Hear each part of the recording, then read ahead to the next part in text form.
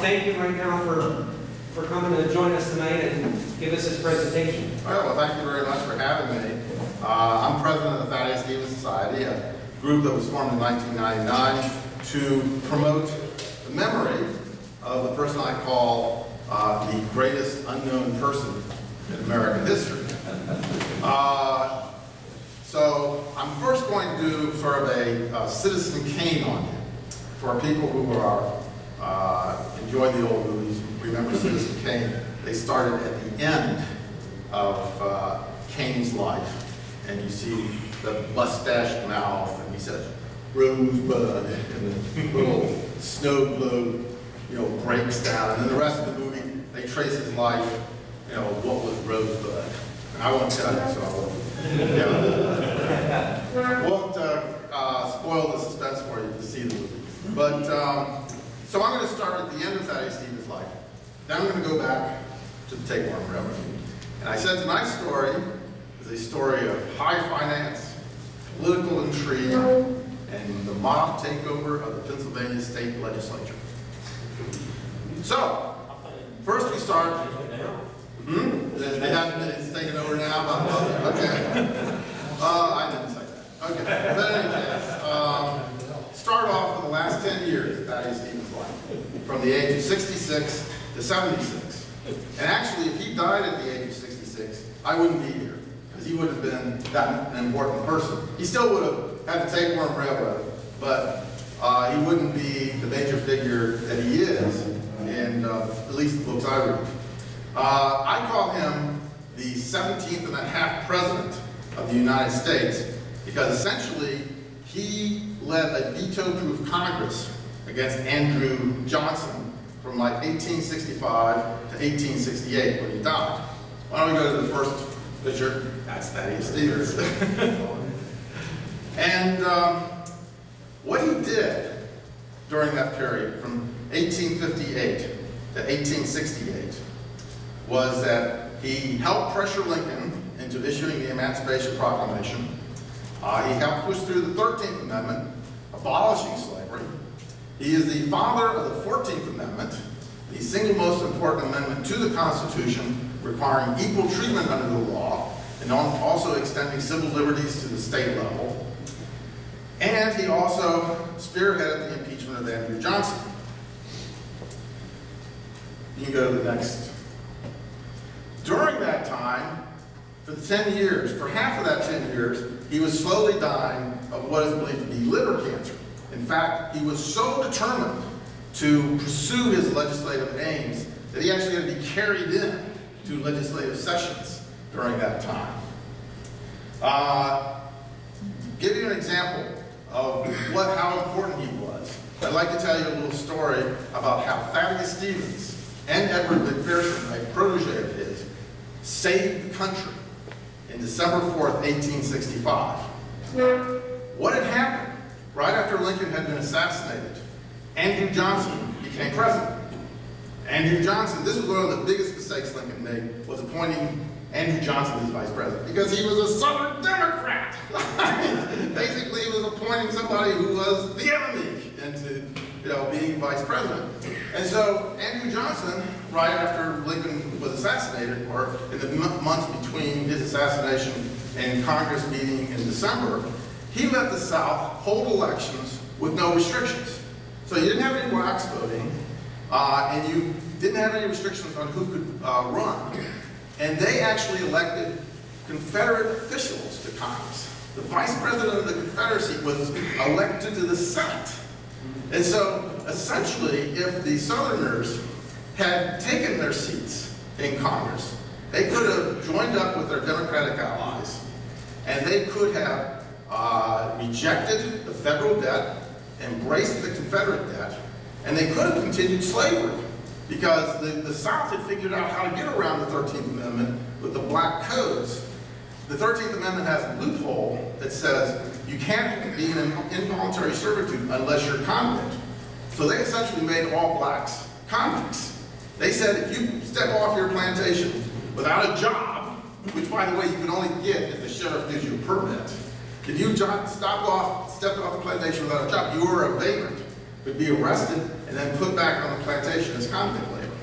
So essentially, if the Southerners had taken their seats in Congress, we would have lost the Civil War. Okay? But Thaddeus Stevens wasn't going to allow that to happen. He got together with Edward McPherson, who was the clerk of the House and a protege of Thaddeus Stevens, and came up with a plan. So Congress meets on December 4th, 1865, and the first thing they do is to call the roll. And Edward McPherson starts calling the roll, and he gets to the Southern names, and he skips them. Just doesn't call them out. The Southerners jump up and down and say, can't do that, can't do that. Thaddeus Stevens gets up and says, point of order, we can discuss no business until we call the roll. They called the roll, the Southerners were out, and that was the beginning of Reconstruction. And they didn't get back in until they did what Thaddeus Stevens wanted them to do, which included approving the 14th Amendment. So, in any case, that was what he did at the end of his life. Go to the next one. This is him. As I said, he was one of the spearheaded the impeachment of Andrew Johnson, which lost by 1 vote in the conviction. As you can see, if I can get my sit here, one of the things that distinguished him was his club foot. And a lot of people have, psychological analysis of what that meant during his life. The next thing, also, his determination for equality was such that he refused to be buried in a segregated cemetery. And he is buried in an integrated cemetery, a small integrated cemetery in Lancaster. And the next slide. And this is the epitaph on his tombstone, which is, I repose in this quiet, secluded spot, not from any natural preference for solitude, but finding other cemeteries limited as to race by charter rules. I have chosen this that I might illustrate in my death the principles which I advocated through a long life, equality of man before his creator. So, that's the end of his life. Now, we go back 30-some years, back to the 1830s. And it starts off with the Second Bank of the United States. For you people who have followed bank history in the past, we had an attempt at creating what would be considered like the Federal Reserve in the early 19th century. You had the first National Bank of the United States, which, the first Bank of the United States, that's the correct name, which they let the charter on that expire. That caused all sorts of problems during the War of 1812.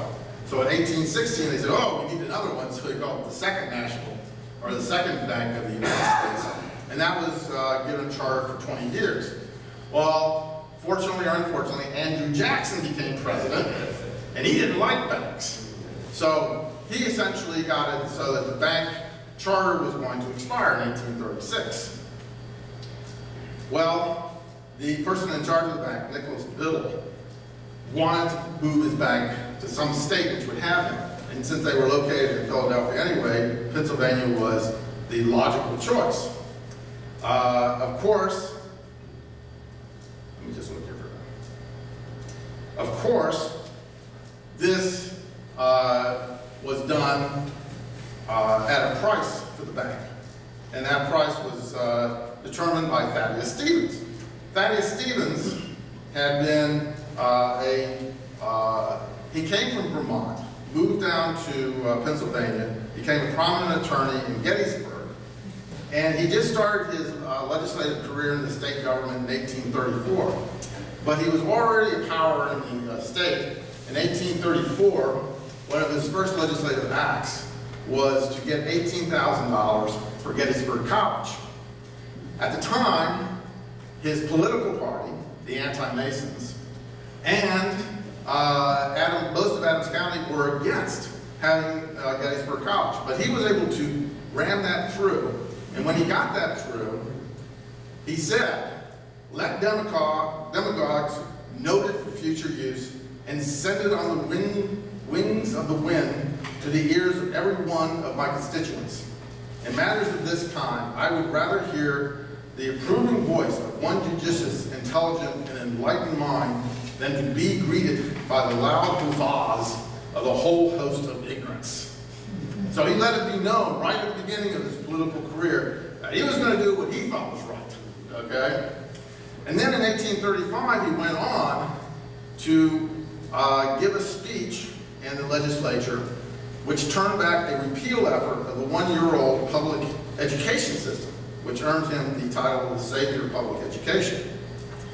So the three things that Thaddeus Stevens was dedicated to in his political career was 1, education, 2, equality, and 3, internal improvements, and also helping American industries, such as having tariffs and such like that.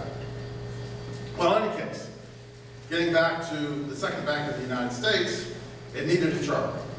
So Thaddeus Stevens brokered a deal with Nicholas Biddle, where they would get their charter, but it had a price. And that price was that the bank paid $2 million to the state as a bonus. It also agreed to loan the state $6 million at low interest rates, which would come due in 1868. And then also to make short one-year term loans at 4 to 5%, 4% interest of up to $1 million each. So this was a great deal for the state. And the $2 million that they received as a gift from the bank was used towards numerous different infrastructure projects.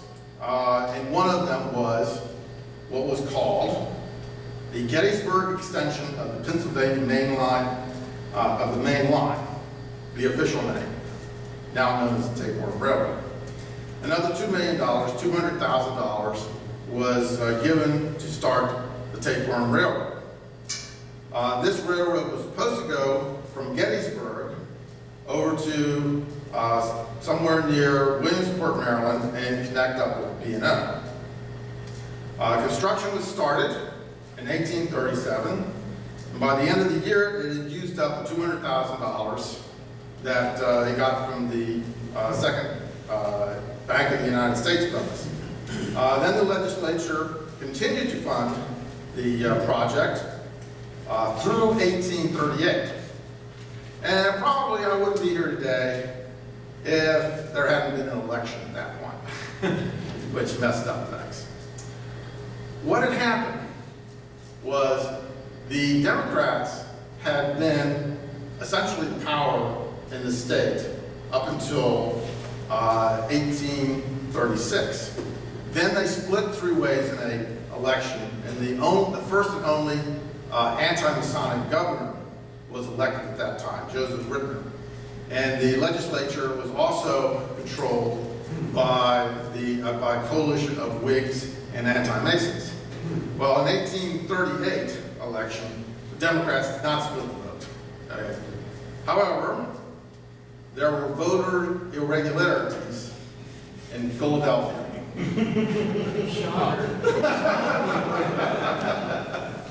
And this caused all sorts of problems. If you took one set of results, the Whigs and the anti-Masons won the House. And if you took another set, the Democrats won the House. And what had happened was when the legislature arrived on December 4th, 1838, actually 2 houses were created. Okay, Democratic, and the other one anti-Mason and Whig. Now,